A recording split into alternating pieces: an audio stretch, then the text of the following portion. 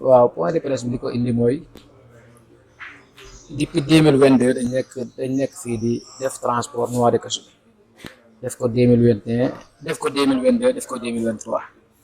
2024 depuis le 8 ñu commencé di def transport bi ba le 27 ministère bi ñëw fi ne def fi conseil def fi CRD ñu ne dafa bëgg a interdit exportation par la voie terrestre léegi nag ci biir exportation par voie terrestre boobu noonu fekk na am na lépp 300 et quelques camions yoo xam ne ñëw nañ chargé mardi bi gouverneur woot DER ne ko nañ arrêté déclaration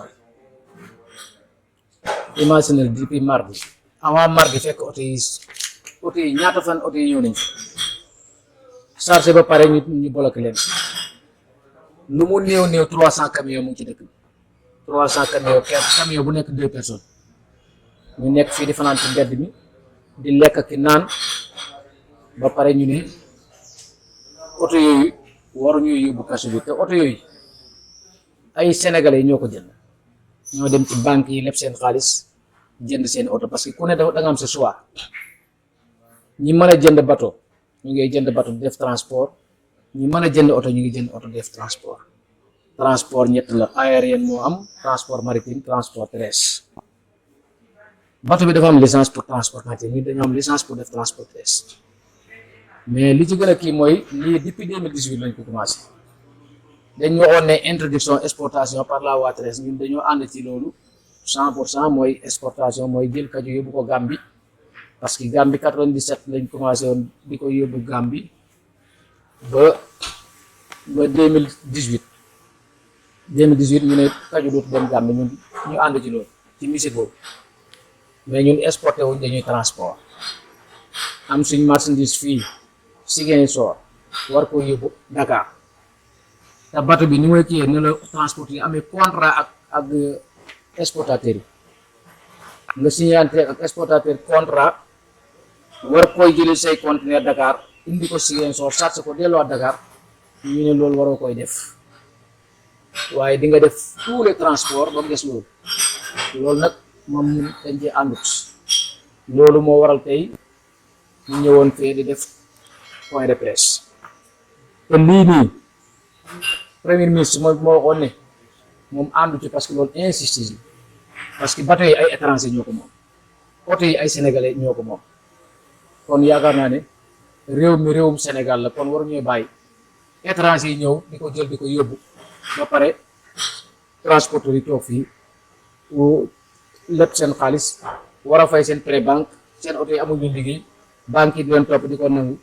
ba pare ñuy créer chômeur bu dul jeex parce que lii chômeur lay créer emploi ndax tey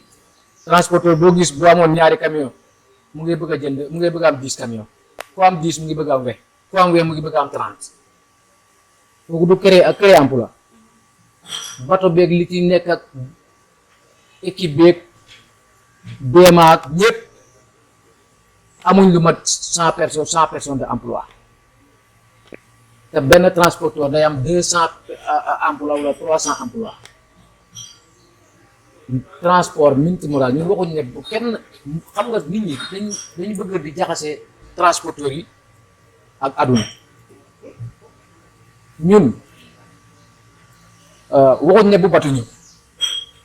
tey jii Aliou Cissé nekkul fii ci port bi gare routière nekkul fii avion bi new fii yow soo amee njëg avion doo jël avion soo amee njëg bato doo jël avion bato soo amee njëg oto doo jël oto kenn ku ne yaa moom sa choix parce que bato bi transporteur la ñun transporteur la concurrent la ñuy def ñun ak bato bi tey bato bi suuf demee ba nga xam ne client yi bato bi lañ gën a bëgg mais dañuy bàyyi dem ci bato bi su bato bi gën a yomb gën a gaaw dañuy kii mais ñun transport terrestre bi ñoo gën a yomb de ñoo gën a gaaw ndax tey bato bi 300 conteneurs bu ko indee 67 compagnie ñoo fi ne boo ko divisé ci 300 conteneurs ñaari kenn ku ne looy am 4 conteneurs bu chargé bu indee 300 buy dem 160 lay yóbbu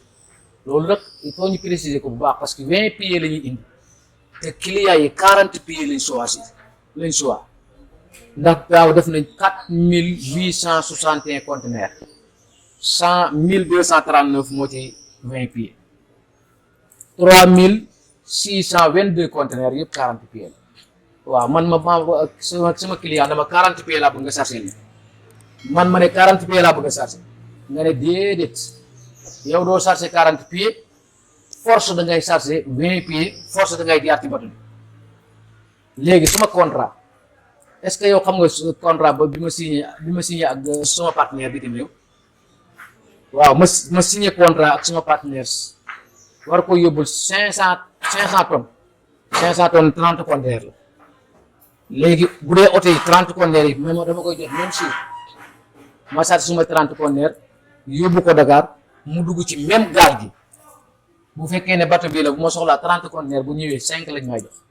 su ma chargé 5 suy dem 2 lay yóbbu waaye gis nga lobby bi fi nekkoon ci kii Aliou Sarr 2018 lobby boobu ñoo war ministère bi ñëw xamul dara ci lañ dossier bi ñu ko jox tegal ko muy liir la fa nekkoon 2018 te la fa nekkoon dara baaxu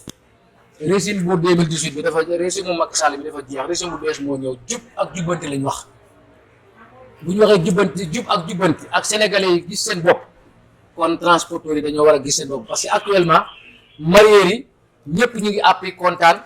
ne gis nañ seen bopp kon ñun itam dañoo war a gën a gis suñu bopp waxuma sax noix de cajou bi waaye dañoo war a gën a organiser transporteurs yi ba nga xam ne dañu am luñ def luñ transporter ku ci amoon benn oto fexe am fukk ku amoon fukk fexe am ñaar fukk loolu mooy li nga xam ne kii waaye manipulation bi ñuy wax it naan kaju bi dañ ko yóbbu Gambie c'est faux c'est archi faux oto bu fi déparé fii Ziguinchor déclaration du la douane de defal déclaration bu la ko defalee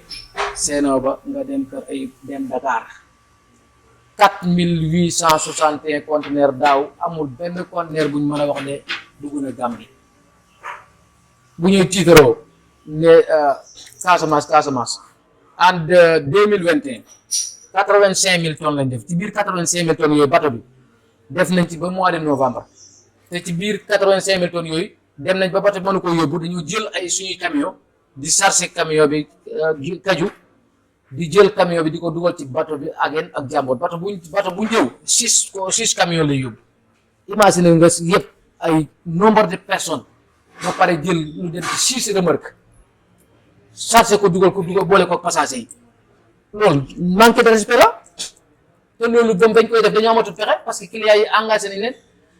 mënuñ koy yóbbu ñu ne léegi kon il faut oto yi ci comme nag dem nañ ba nga xam ne ñoom suñ ko mënta yóbbu oto yi la ñuy jël oto yi di ko dugal ci Agen ak Jàmboot ñoom ay transporteur ñun ay transporteur loolu la ñu ko lànk ba tëdd ci suuf loolu wax naa ko gouverneur 2022 ma ne ko suñu oto buñ ko chargé ci yoon bi lay jaar transport minute moral lañ soxla man mu fekkee sama bopp laa mën a yóbbu ma yónni ci bopp bi yóbbu su fekkee sama welo laa ma yóbbu ma teg sama welo dem nañu bàyyi sénégalais yi ñu liggéey imagine 300 camion bu ne 2 personnes ñaata la du 600 personnes di fi añ di fi reer di fi ndékki di fi naan ndox oto yi suñ jógee ko fii dugg ci station bi oto bu ne jël 300 litres gasoil 300 camions oto bu ne kii état bi ñaata la ciy gagné mairie bi bu fekkee ne kii bi la ñoom oto yi moo leen gën a arrangé parce que droit de serment bi oto yi fay liñ cey gagné mënuñ koy gagné ci bato bi wasalaam.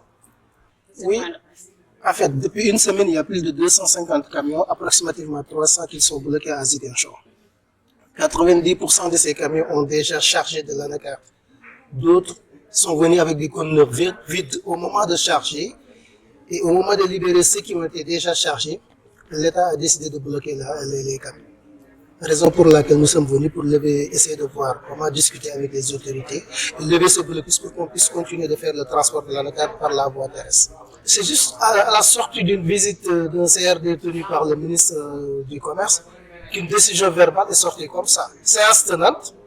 mais quand même une décision, quand on la prend, il faut maintenant voir la situation sur le terrain. Avant d'interdire le transport, mais voyez d'abord où en est la situation exactement. Mais on ne peut pas avoir 300 camions sur Ziguinchor et que vous bloquez la route. Au moins, vous dites que par exemple, dans 10 jours, bien dans une semaine, il a été fait. C'est instant, on a bloqué tous les camions et en exigeant que tout le monde passe par le bateau. Mais quand on parle de transport, nous ne sommes pas contre le transport, que les gens passent par le bateau. Mais nous prenons un transport multimodal. Ceux qui veulent passer par la voie maritime passent par la voie maritime. Ceux qui veulent passer par la voie terrestre passent par la voie terrestre. Maintenant, bon, avec l'arrivée des nouvelles autorités, donc des éléments mal intentionnés sont venus en premier et donc influencer le ministre en lui donnant de fausses informations, en disant que l'anacarde c'est interdit pour que ça passe par Gambie et que nous passons par Gambie. C'est faux. C'est impossible de prendre un conteneur à Dakar, le charger ici et le faire transiter par Gambie, et puis ça n'a pas de sens. D'autant plus que les coûts de fret en Gambie sont 5 fois plus élevés que les coûts de fret au Sénégal. Le port de Banjul est congestionné. La rotation des navires n'est pas régulière. Qui va prendre le risque d'amener son produit là-bas? Je répète que nous ne sommes pas contre que le bateau vienne, mais que ce soit un transport libre. Ceux qui veulent passer par le bateau passent par le bateau. Ceux qui veulent passer par la route passent par la route. Le bateau, il vient avec 300 conteneurs vides, mais il retourne avec 170 pleins. Quand est-ce qu'on va terminer ça? Et la dernière année du bateau, on a laissé ici beaucoup de produits. On est obligé de les charger dans les camions et de charger ces camions dans les navires de Aden et de Djamboy. Vous vous rendez compte? Maintenant, en 2022, on a failli rater la campagne parce que le navire était tombé en panne. C'est en ce moment qu'il y a eu un autre arrêté temporaire qui nous a permis de faire le transport via la route. Ce que nous avons fait en 2022 et en 2023. En 2024, nous avons commencé à faire ce transport via la route. Et en pleine opération, on nous demande d'arrêter. Mais quand même, nous ne sommes pas contre qui que ce soit. Nous prenons et réclamons juste nos droits. Et vraiment, nous sommes dans une logique et dans une dynamique de soutenir les nouvelles autorités. Pour ce faire, il faut vraiment une relation saine entre les opérateurs économiques et les autorités pour qu'ils sachent que ce qui s'était passé, parce que eux, leur mission, leur objectif, c'est de rectifier le tir. Ils ont prôné le djoubon. Maintenant, imaginez, pour 300 camions, il y a combien d'éléments dans les camions? Au minimum 600. Chaque camion a au minimum 2 personnes. Un chauffeur, son apprenti et 2 apprentis. Mais imaginez, c'est même inhumé pendant 10 jours. Toutes ces personnes-là dorment à la belle étoile. Bloquées ici, beaucoup d'entre eux ont épuisé leurs freins. Et il y a le revers de la médaille. Nous, transporteurs, les conteneurs que nous avons amenés ici, pendant 10 jours, il y a un délai pour les restaurer. Les armateurs sont en train de nous facturer présentement les frais de détention. On n'a que 5 jours pour amener un conteneur et le retourner. Au-delà des 5 jours, c'est la franchise normale. Chaque conteneur, on paye 25 000 par conteneur et par jour. On est venu hier avec nos collègues syndicalistes de Dakar. Nous avons touché le gouverneur pour le rencontrer. Il disait que hier c'était pas possible, aujourd'hui aussi c'est pas possible. Ah ben, c'est parce qu'il a un calendrier chargé. Mais nous, on ne peut pas attendre parce qu'on a 300 personnes qui dorment à la belle étoile depuis plus de 10 jours. On ne va pas attendre une audience où on ne sait pas quand est-ce qu'il va nous recevoir. Raison pour laquelle nous avons tenu un point de presse. Nous avons fait rien d'illégal, hein? On n'a pas barré la route, on n'a pas brûlé de pneus, on n'a pas cassé rien que ce soit. Quoi que ce soit. Donc nous nous sommes rassemblés de façon très civilisée et parlé à la presse pour alerter les nouvelles autorités. C'est tout ce que nous avions fait.